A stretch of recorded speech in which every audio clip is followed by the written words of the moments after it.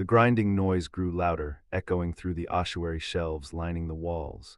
But the immediate threat wasn't the noise, it was the electricity arcing between the three of us. The blood bond, I had read about it in the forbidden texts of the Van Helsing library, mythical nonsense, I had thought. A synchronization of souls born of life-saving magic. It didn't feel like magic, it felt like a drug. Kale's pain had receded, replaced by a feverish vitality. He looked at me not as a savior, but as sustenance. And Lucian, the vampire, was practically vibrating against my back, his cold aura seeping into my marrow. "We need to move," I said, my voice trembling. "Not yet," Kale growled. He leaned forward, burying his face in the crook of my neck opposite Lucian. He inhaled sharply, his nose nudging the collar of my tactical jacket aside. "You smell like gunpowder and vanilla. It's driving me insane." "Kale, the tunnel," Lucian warned, though he didn't pull away. Instead, his hand slid up my torso, his thumb tracing the underside of my breast through the fabric. "If we break contact now, the shock could kill the wolf. We must taper off." "Taper off," I choked out. "You're groping me." "I am grounding us," Lucian corrected, his voice like velvet over gravel. "Your pulse is the metronome. If you panic, he crashes." "I'm panicking because you're biting my neck." "I haven't bitten you yet, Liebling," Lucian whispered against my skin, "though the temptation is significant." Suddenly, Kale surged upward. He didn't break the circle, he simply pulled me with him as he stood, forcing Lucian to step back but keep his hands on us. Kale backed me into the stone wall, his heavy body pinning me. "The tunnel is clear for now," Kale muttered, his golden eyes scanning my face. "But the storm outside is masking our scent. If we leave this room, the stalker finds us instantly." "So we wait?" I asked, looking up at him. The sheer size of him was overwhelming. "We wait," Kale agreed, his hand cupped my jaw, his thumb brushing my lower lip, "and we finish what we started." "We didn't start anything," I protested weakly.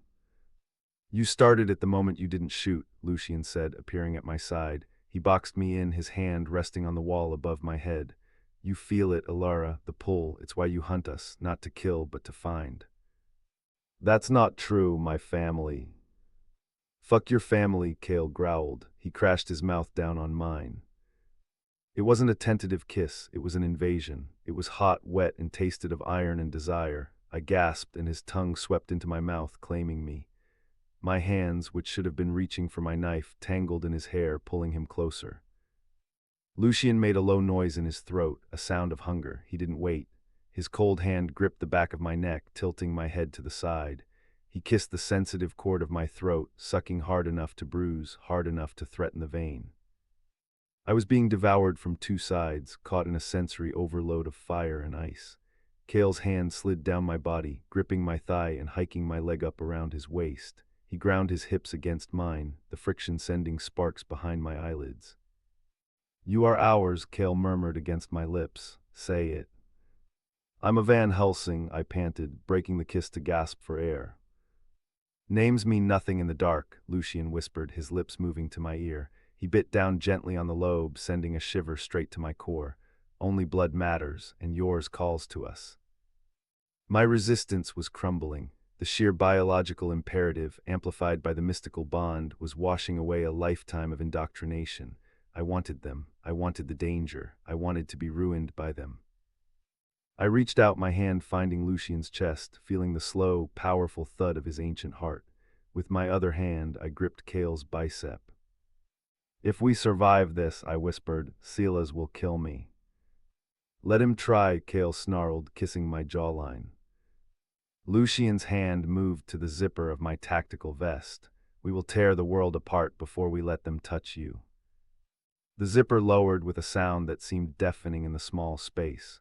Cool air hit my heated skin. Kale groaned, burying his face in my cleavage as Lucian pulled the jacket open. But before skin could meet skin, the stone wall at the back of the crypt exploded inward. Dust and debris showered us. Kale threw himself over me, shielding my body with his own as rocks the size of heads crashed down.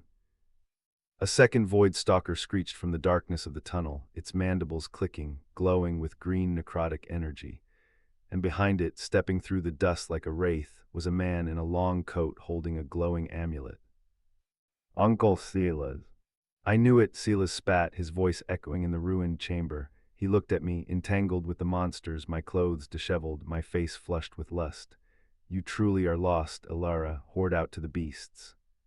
Want to keep the flame ignited without having to wait for the next part? You can find the full, tantalizing tale on our main page. See the link in the description.